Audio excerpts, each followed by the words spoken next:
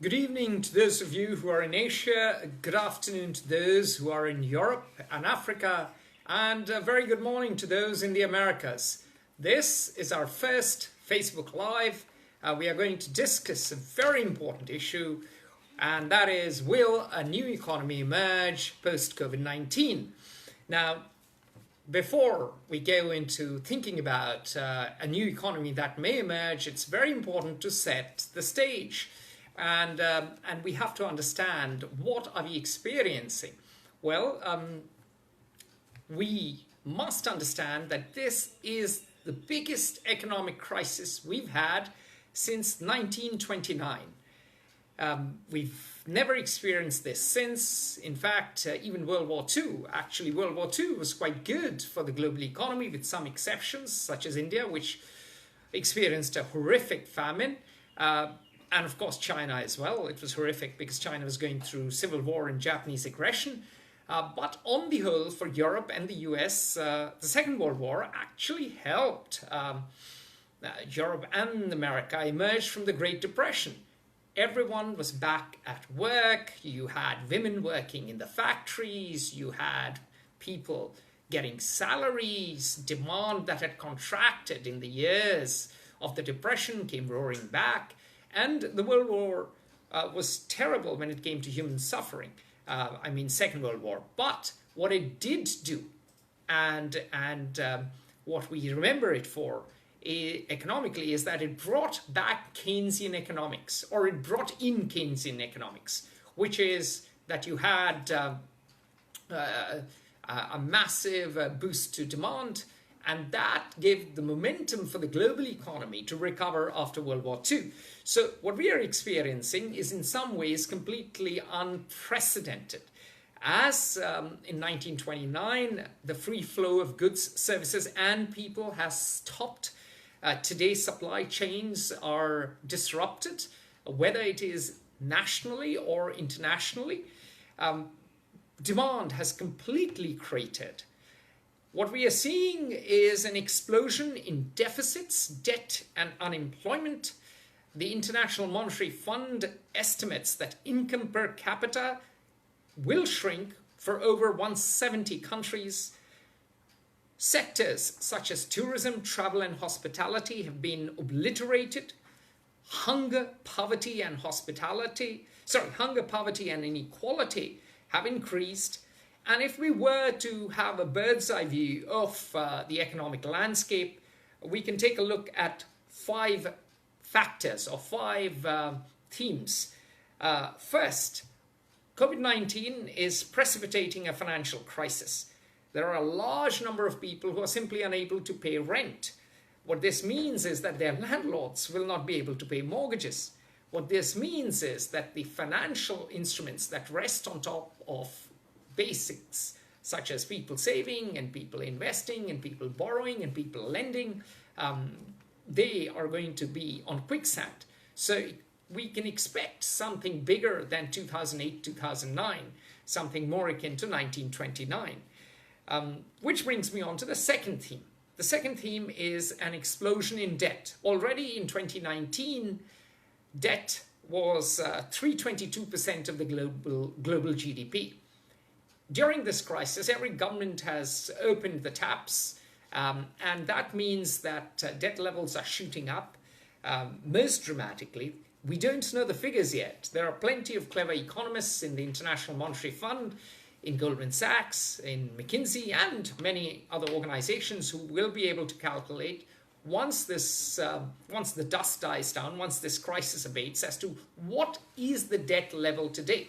As of now, all we know is that it's going to be way past 322% of the global GDP, which means that we will face a reckoning in the days to come. But right now, all we know and need to know is debt levels are at an extraordinary high.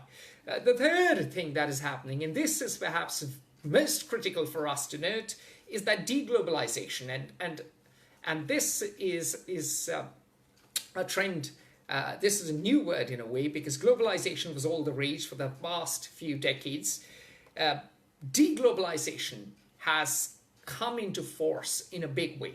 Now, to understand deglobalization, in a whirlwind, I'll give you a bit of a history of globalization. Well, arguably, globalization has been a feature of economics since time immemorial.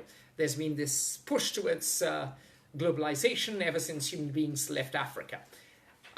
There have been many waves of globalization. The latest wave, arguably, began in 1945 when America emerged as the leading superpower, and it instituted the Bretton Woods institutions such as the International Monetary Fund, which was to prevent financial crises, the World Bank, which was supposed to raise developing countries up and increase demand and supply, the General Agreement on Trade and Tariffs that has become the World Trade Organization since, that was supposed to boost free trade, and of course the United Nations, which is in New York. But fundamentally, globalization that began then was given a great boost when the alternative model that the Soviet Union pioneered or upheld during the Cold War days collapsed in 1991. After that collapse, there was only one top dog in town. That top dog was the US, and that top dog instituted an order wherein free flow of goods and services, if not people, was the new norm, the new normal. And factories moved to China, they moved to Vietnam, and demand came for their products from places like Europe and the US.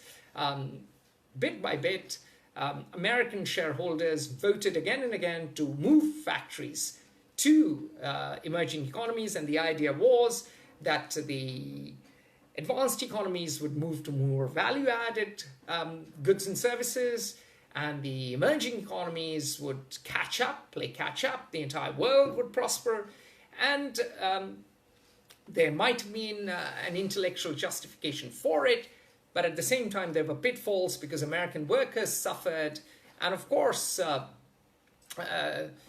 lot of, perhaps you could argue, the domestic players in emerging economies couldn't emerge, they couldn't move up the value chain because they couldn't take advantage of protectionism, which the US used to emerge as an industrial power against Europe in the 19th century. So globalization post-1991 led to the emergence of a particular type of world, and in that world there were winners and losers, as there always are, but that was the zeitgeist. And now that zeitgeist has turned. In fact, you could argue turned with the election of Donald Trump conclusively. The country that pioneered free trade had turned against free trade. There was a trade war already on with China. The US has slapped sanctions. The Chinese have retaliated. And the sentiment against free trade has grown stronger all around the world, not just in the US, not just in China. Importantly, now, with COVID-19, the pressure for deglobalization has increased exponentially. Close neighbors who share cultural and linguistic similarity and familiarity, like Switzerland and Germany, have been less than generous to each other. For instance, Germany did not share masks with Switzerland. So it's not just the Chinese, it is others too who have been more selfish. And now it's very likely that supply chains will shrink. Production is going to move closer home. There is an article which I encourage you to read if you want to know more about this. It's a review that I did of a book by Antoine van Achtermeyl and Fred Barker. Antoine van Achtermeyl and Fred Barker are two Dutchmen. Antoine came up with the term emerging economies, and they argue that the invention of new materials, the discovery of new manufacturing methods such as additive manufacturing, of which 3D printing is a part, and the fusion of software and hardware in lots of places like Saxony, Ohio, even Batesville, Mississippi, is going to bring back manufacturing to the first world, which has institutions, which has the knowledge base, and old rust belts are turning into brain belts, and you will have a reversal of globalization, because smart will replace cheap. Now that will get a big boost, and globalization as we know it is certainly going to suffer. And a pertinent fact for all of us to note is that very recently the WTO chief Roberto Azevedo resigned, And Roberto left because he was frustrated. He left a year before his term was to end. Trade is, in any case, has been going down. And in the current climate, the US and China seem to be embarking on a new Cold War. And you can see by all the talk about this mentioning of the virus as Wuhan virus or the Chinese virus, not just in the US, but also in places like India, also in many European countries, we are going to see that pushback against the trend of globalization. Deglobalization is the order of the day. A new zeitgeist is underway. Fourth, following on from deglobalization, governments, the role of governments. The role of governments is going to go up. Throughout history, we can see the pendulum swinging. There are times when governments have more power. There are times when companies have more power. Lest we forget, it was the British East India Company that conquered India. It wasn't the Crown.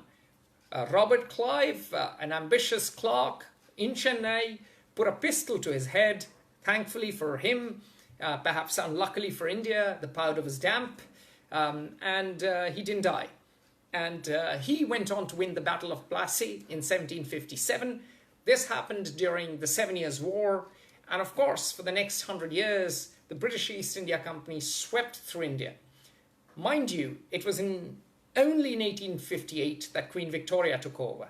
And that is when power moved from the shareholders of the British East India Company to the apparatus of the state, to Westminster, you could argue, and Whitehall. Now, it's important to note that since 1991, in every country, power with companies has increased. Government, to use Reagan's words, is seen as the problem.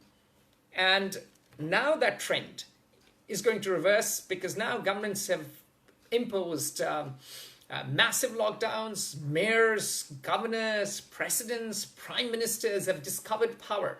Bureaucrats have tasted blood. They're not going to just roll over and go back to the pre-COVID-19 world.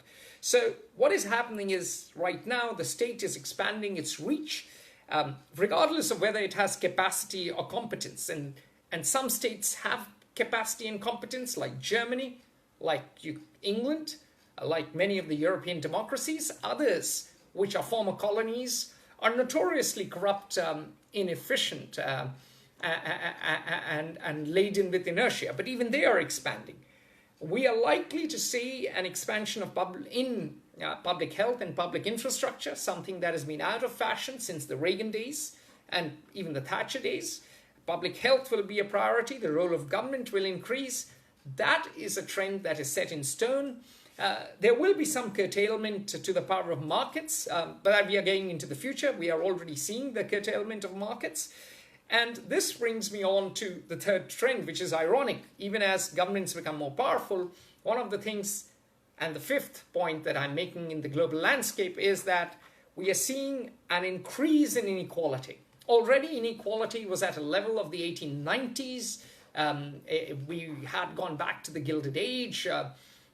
You could argue that Steinbeck, again, the Roaring Twenties, again when inequality was a record high just before the Depression, was reaching obscene levels. Those of you who have read economics and are familiar with the ideas of Thomas Piketty, the French economist, who's a figure like Karl Marx during our times, might be well aware of it. There's also the former Greek finance minister Yanis Varoufakis, who's been talking about the structural inefficiencies and the injustice in the modern economic system.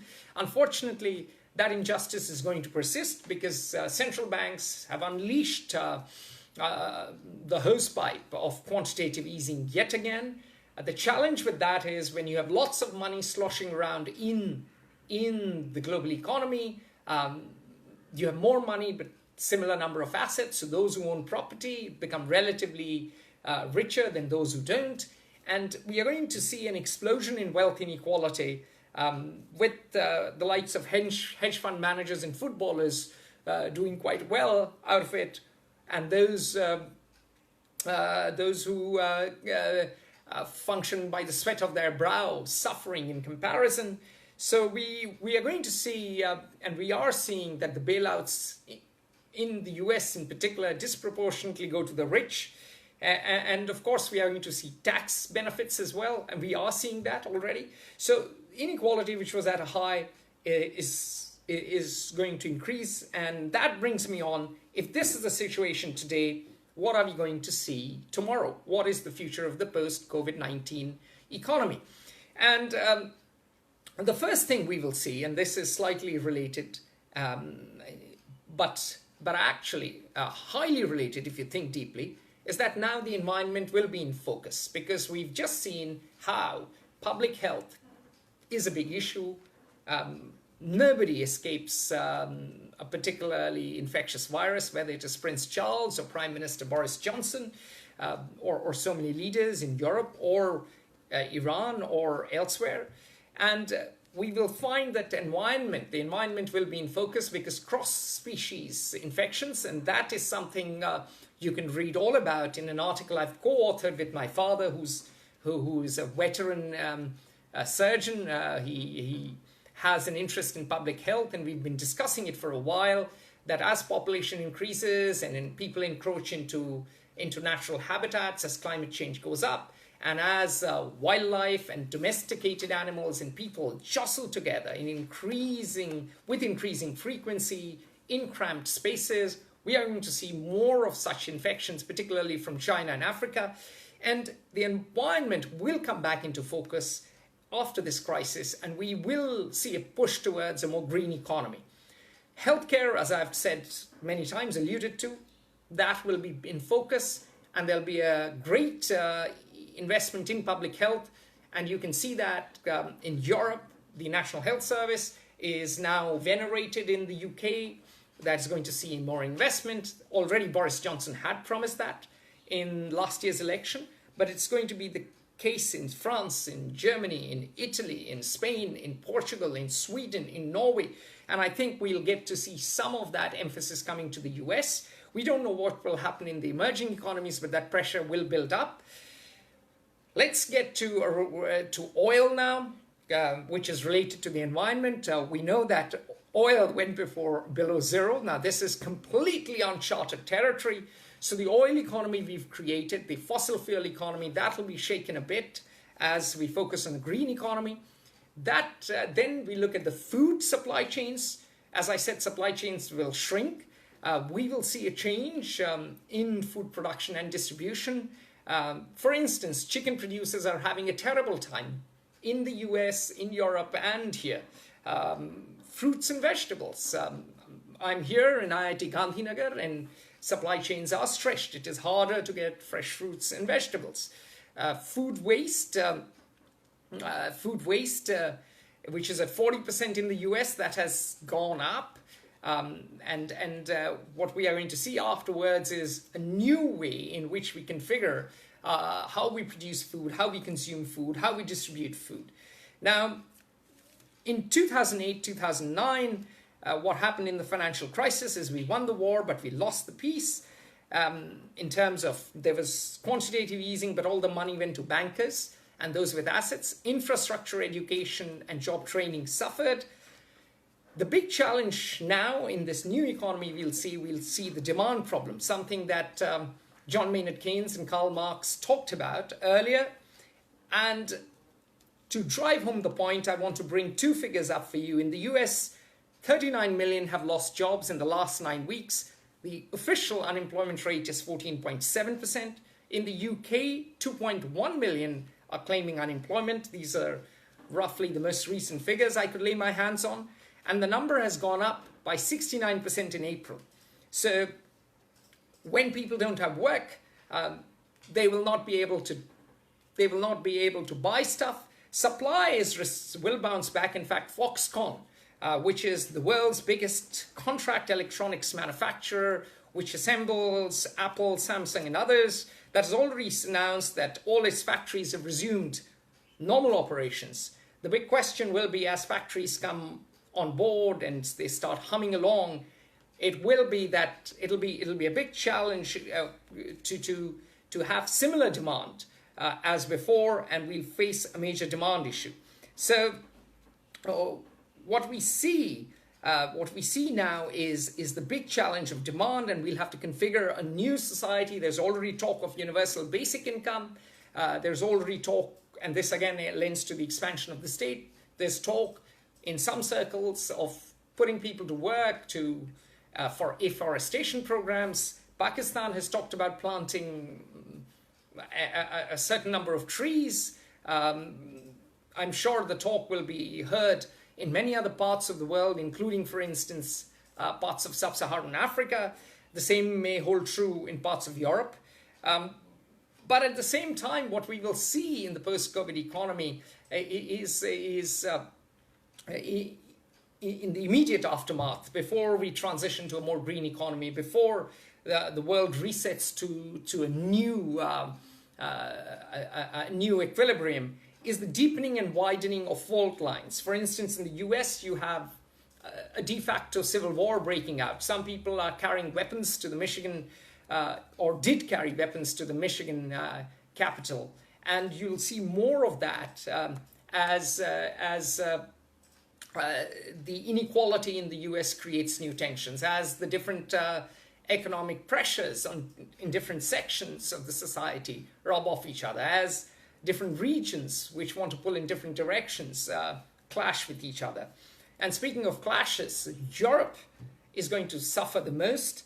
Merkel and Macron recently announced a $5 billion fund, or euro fund, which is $546 billion.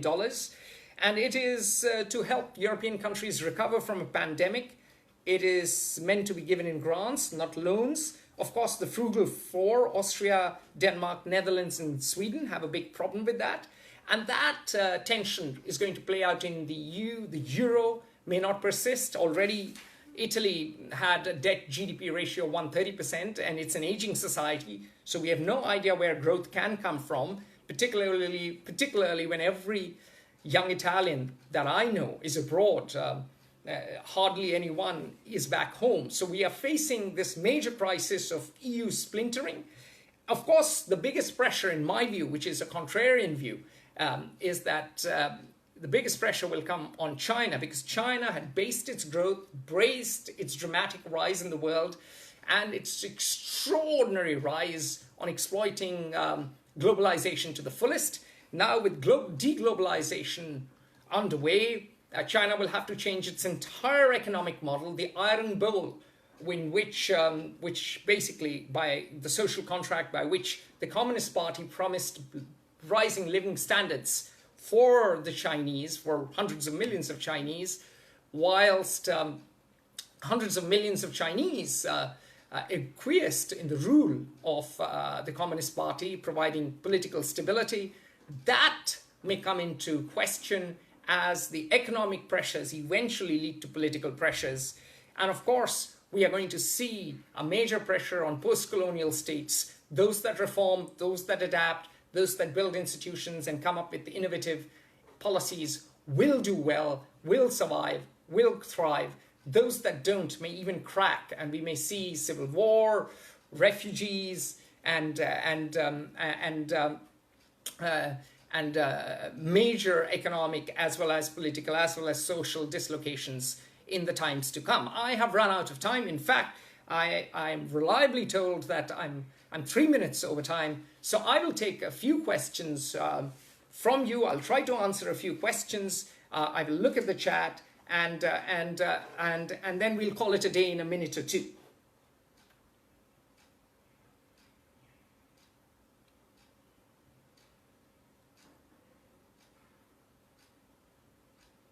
Okay, what are the questions we have?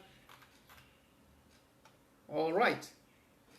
We don't have any questions in the chat. I welcome questions. If you have a question, send it to me and I'll try to answer it. Otherwise, we at exactly 5:25, I'll bid you all adieu. And I look forward to the next Facebook Live video, which shall be very shortly.